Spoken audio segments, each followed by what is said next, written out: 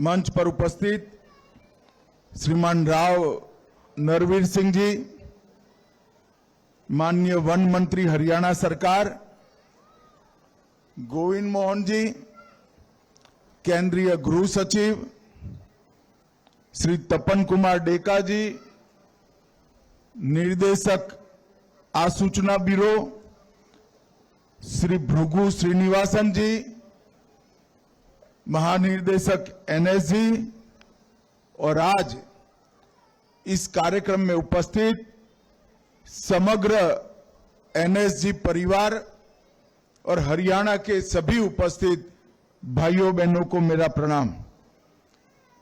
आज एनएसजी के 41वें स्थापना दिन पर मैं समग्र देश की ओर से एनएसजी परिवार को और विशेषकर देश की सुरक्षा में जुटे एनएसजी के बहादुर जवानों को हृदयपूर्वक की शुभकामनाएं देना चाहता हूं।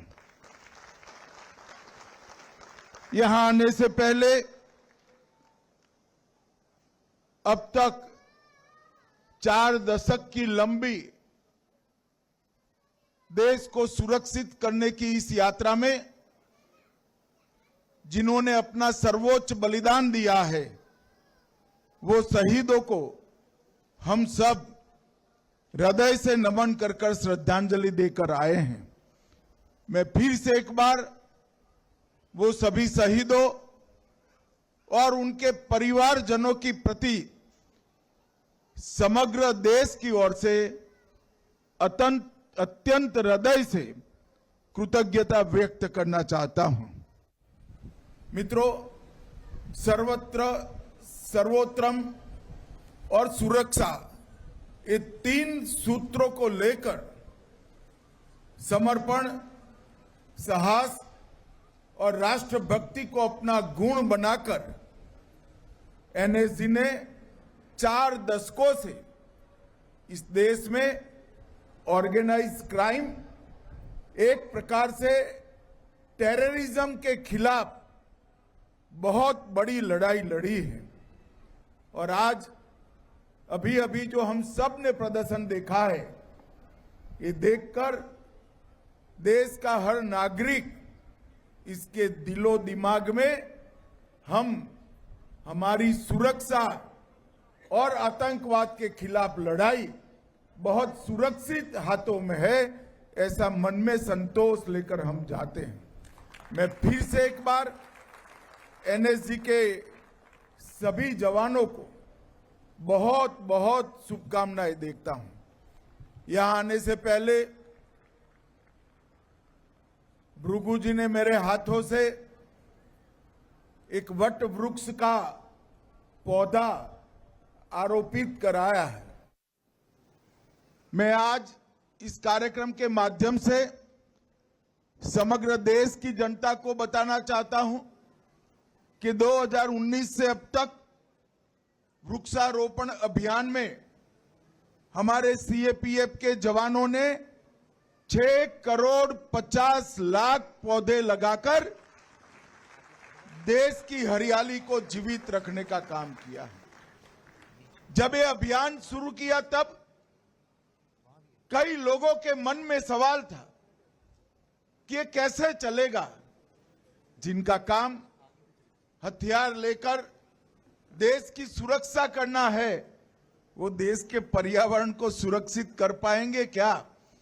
मगर मैं मनपूर्वक सीएपीएफ के सभी जवानों को बधाई देना चाहता हूं। अपने बच्चों की तरह आपने इन पौधों का जतन भी किया है, बड़ा भी किया है और हमारे पर्यावरण को सुरक्षित करने में बहुत बड़ा योगदान दिया है। मित्रों, आज स्पेशल ऑपरेशन ट्रेनिंग सेंटर का भी शिलान्यास हुआ।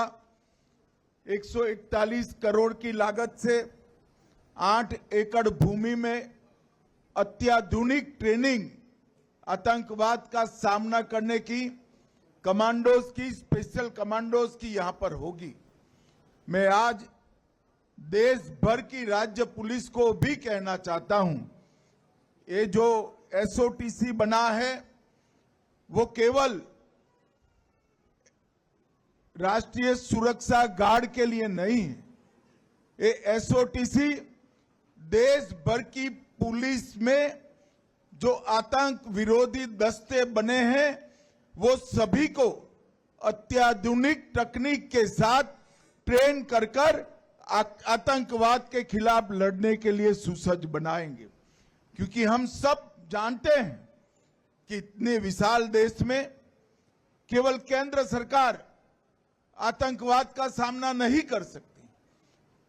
देश की सभी राज्य सरकारें और राज्य पुलिस के विशेष दस्ते एनएसजी और बाकी सभी सीएपीएफ के दस्तों के साथ मिलकर ही देश को सुरक्षित कर रहे हैं।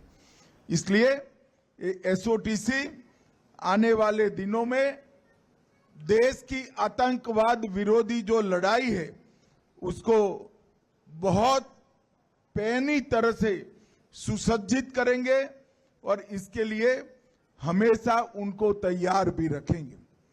मित्रों, एनएसजी ने सर्वत्र सर्वोत्तम और सुरक्षा ये तीनों मंत्र को जमीन पर उतारते हुए 1984 से ऑपरेशन अश्वमेघ, ऑपरेशन व्रत शक्ति, ऑपरेशन ढांगू, अक्षरधाम का हमला, बंबई पर का हमला, कई सारे राष्ट्रीय संकटों को बहादुरी से और अपनी कुने से राष्ट्र को सुरक्षित किया है। और पूरा देश आज एनएसजी की बहादुरी, वीरता और समर्पण पर पूरा देश नाज करता है। और आने वाले दिनों में हम एनएसजी के काम में भी बहुत बड़ा बदलाव करने जा रहे हैं। 6 हब अब तक एनएसजी के बन चुके हैं। मुंबई, चेन्नई, कोलकाता, हैदराबाद, अहमदाबाद, जम्मू टास्क फोर्स और अब अयोध्या में भी बनने जा रहा है। ये 6 जगह पे एनएसजी के कमांडो 365 दिन 24 घंटा तैनात रहेंगे। उनके लिए वो सेंटर से इर्द गिर्द का एक जोन तय कर लिया जाएगा और वो स्पेशल कंपोजिट ग्रुप वो जोन पर आने वाले किसी भी अकस्मात आतंकी हमलों को मुंह तोड़ जवाब देने के लिए हमेशा उपलब्ध रहेंगे। तो एक प्रकार से देश के 6 हिस्सों में 6 जोन में एनएसजी के एसएसजी हमेशा देश की सुरक्षा में तैनात रहेंगे। और ये हेडक्वार्टर जो हरियाणा की वीर भूमि पर बना है वो हेडक्वार्टर पर एनएसजी और देश भर के राज्य पुलिसों के आतंक विरोधी दस्तों की ट्रेनिंग, बेस्ट प्रैक्टिसेस का एक्सचेंज और उनकी फिटनेस के लिए अहर्निश काम होता रहेगा। मित्रों, मोदी जी के नेतृत्व में आतंकवाद के खिलाफ जीरो टॉलरेंस की नीति हमारे देश ने अपनाई है और 2019 से लगातार एक के बाद एक हम कदम उठाते जा रहे हैं जो देश को आतंकवादी खतरों से बचाते हैं। यूएपीए में हमने अमेंडमेंट किया, एनआईए एक्ट में अमेंडमेंट किया, पीएमएलए को, ईडी को टेरर ग्रुपों के फंडिंग पर एक्टिव किया, टेरर फंडिंग के साइंटिफिक इन्वेस्टिगेशन की सिस्टम बनाई, PA5 पर बैन लगाया, मैक को मजबूत किया, CCTNS और नेटग्रिड के माध्यम से देश भर की इन्वेस्टिगेशन एजेंसियों के साथ पूरे देश का डाटा साझा करने की शुरुआत की और 3 नए अपराधी कानूनों में पहली बार हमने टेररिज्म को व्याख्यायित कर अदालतों में जो लूपहोल्स ढूंढते थे वो छिद्र भी भरने का काम किया है। अब तक 57 से ज्यादा व्यक्तियां और कई ऑर्गेनाइजेशन को हम टेररिस्ट ऑर्गेनाइजेशन और टेररिस्ट घोषित कर उनकी गतिविधियों पर भी हम प्रतिबंध डालने में सफल हुए हैं। इस समूचे अभियान को अगर हम ध्यान से देखें तो धारा 370 समाप्त करने से लेकर सर्जिकल स्ट्राइक, एयर स्ट्राइक और ऑपरेशन सिंदूर से इनके मर्म स्थान पर हमने आघात करने का काम किया है।